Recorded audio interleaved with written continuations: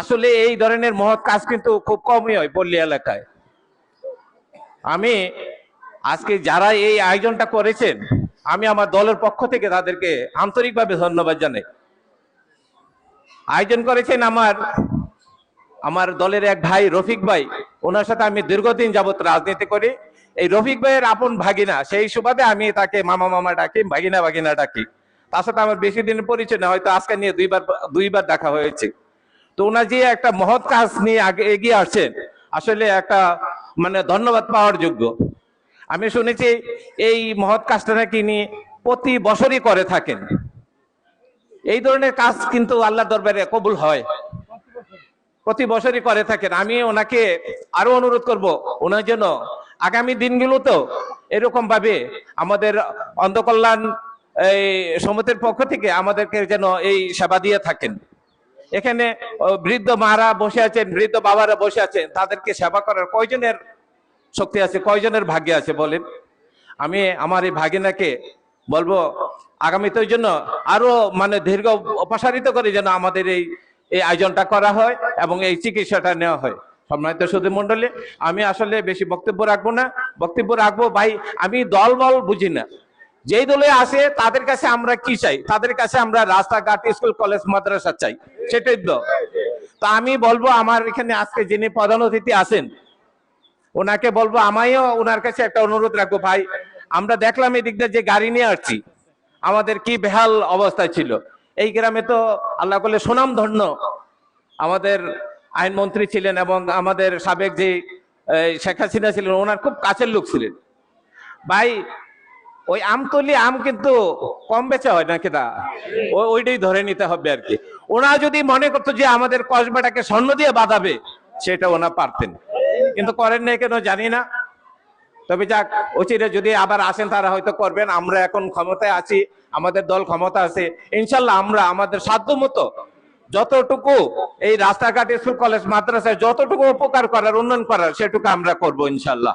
আজকে হচ্ছে আখেরি চাহা সোমবার। এটা ইসলামিক দৃষ্টিকোণ থেকে খুবই গুরুত্বপূর্ণ একটা দিন। আজকের এই দিনের যে সংক্ষিপ্ত ইতিহাস, সেটা হচ্ছে যে আমাদের প্রিয় নবী হজরত মোহাম্মদ সাল্লাল্লাহু আলাইহি সাল্লাম যখন দীর্ঘদিন অসুস্থ ছিলেন, উনি অসুস্থতা থেকে আজকের দিনে সুস্থতা অনুভব করেছিলেন এবং উনি আজকে গোসল করেছিলেন।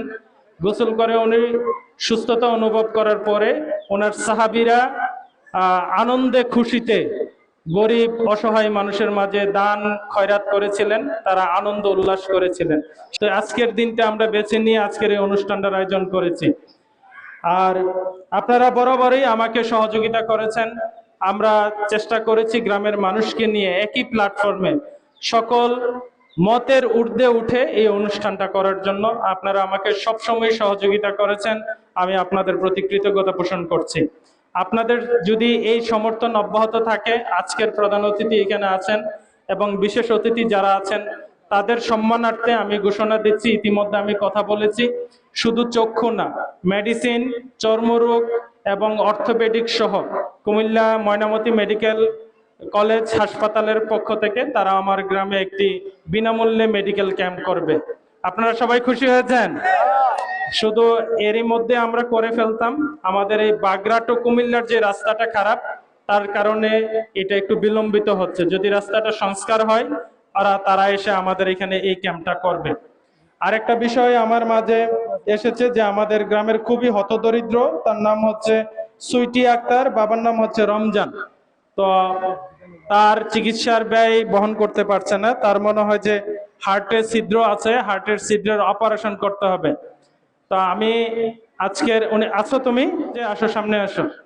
এই সুইটি আক্তার, ওর হচ্ছে যদি হার্টের ছিদ্র থাকে, যদি অপারেশন করা লাগে, ইতিমধ্যে আমি কথা বলেছি, যখন আমি শুনছি গত সপ্তাহে, আমি কুমিল্লা মডার্ন হসপিটালের সাথে কথা বলেছি, তারা আমাকে আশ্বাস দিয়েছেন ওর অপারেশনের যাবতীয় এখানে থাকা, খাওয়া, ঔষধপত্র এবং তার অপারেশন সম্পূর্ণ বিনামূল্যে করে দিবে। সম্পূর্ণ বিনামূল্যে তার এই অপারেশনটা করার ব্যবস্থা হয়ে গেছে ইনশাল্লাহ। আপনারা সবাই একটা হাততালি দেন তার জন্য। আপনারা দোয়া করবেন ওর চিকিৎসার জন্য। ওরাদের কাজ হচ্ছে শুধু কষ্ট করে কুমিল্লায় যাবে, আমি আইসা তো নিতে পারবো না, কুমিল্লায় যাবে আর কুমিল্লা থেকে আসার খরচটা, আর কোনো বিষয় না। এটাও যদি না থাকে ওইটারও ব্যবস্থা করা হবে কয়েকদিনের মধ্যে। আগামী সোমবার অথবা এলমান ভুইয়া তারা আসবে, আইসা তাকে একটা সহযোগিতা করবে। এটাও আমি আমাদের আজকের প্রধান অতিথি, বিশেষ অতিথির সম্মানে এই অপারেশনটা যাতে বিনামূল্যে হয় এবং তার পরিবারের যাতে 1 টাকা না লাগে সেটার দায়িত্ব আমি নিলাম। দরিদ্র তাদের প্রতি আমাদের সবার যার যার অবস্থান থেকে কিছু না কিছু দায়বদ্ধতা রয়েছে। আজকের এই দায়বদ্ধতা থেকে সোহাগ এবং বাংলাদেশ জাতীয় অন্ধ কল্যাণ সমিতির পক্ষ থেকে যে উদ্যোগ নেওয়া হয়েছে এটি অত্যন্ত প্রশংসনীয় এবং গর্বিত একটি উদ্যোগ। আমি মনে করি এ সমাজে অনেক বিত্তবান মানুষ আছেন, তারাও এই অনুষ্ঠানের সাথে সম্পৃক্ত হয়ে এটাকে আরো সমৃদ্ধ করে এবং প্রসারিত করে এটা যেন দীর্ঘদিন এবং ধারাবাহিকভাবে এই অনুষ্ঠানটা চলমান থাকে, আমি সবার প্রতি আহ্বান জানাবো। এবং এই অনুষ্ঠানটা আমরাও কসবা প্রেস ক্লাবের পক্ষ থেকে করি আজকে প্রায় 30-35 বছর যাবৎ। কসবা প্রেস ক্লাবের উদ্যোগে উপজেলা পরিষদে করি, এই অন্ধ কল্যাণ সমিতির উদ্যোগে আমরা এই অনুষ্ঠানটা আজকে প্রায় 30 বছর যাবৎ করে আসছি। তো আজকে এই বিলগড়ের মতো একটি গ্রামে এই একটি অনুষ্ঠানে আমি অভিভূত এবং আরো অ্যাক্টিভ হয়ে কাজ করার জন্য। আর বিশেষ করে এখানে আজকে যেহেতু ইলিয়াস ভাই এসেছেন, আমি মনে করি যে এই অনুষ্ঠানের পেছনে যদি কোনো রকম কোনো সহযোগিতার দরকার হয়, ইলিয়াস ভাই যেহেতু এসেছেন, ইলিয়াস ভাইকে জানাবেন। আমরা যারা আছি আমরাও আমাদের স্ব অবস্থান থেকে যতটুকু সহযোগিতা করার আমরা করব।